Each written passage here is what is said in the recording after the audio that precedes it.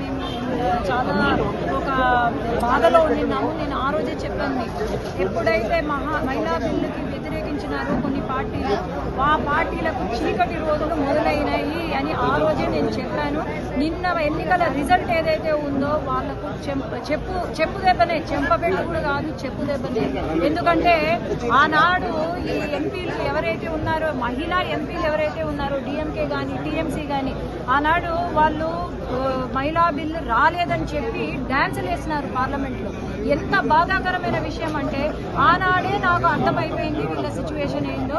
నిన్న మన రిజల్ట్తో మమతా బెనర్జీ కానీ లేకపోతే అక్కడ డిఎంకే ఎంతో చాలా మేము చాలా పెద్ద పార్టీలు అనుకున్న పార్టీలే ఈరోజు ప్రజలు ముఖ్యంగా మహిళలు బుద్ధి చెప్పినారు. ఆ రిజల్ట్ పరంగానే వాళ్లకు బుద్ధి వచ్చింది. కాబట్టి ఖచ్చితంగా మహిళా బిల్లు మళ్ళీ ఇంకొక 6 నెలల్లో మళ్ళీ డీలిమిటేషన్తో పాటు పెట్టబోతున్నాము. ఖచ్చితంగా ఇది జరుగుతుంది. వచ్చే ఎన్నికలలో 33% రిజర్వేషన్, మహిళా రిజర్వేషన్ అమలు కాబోతుంది.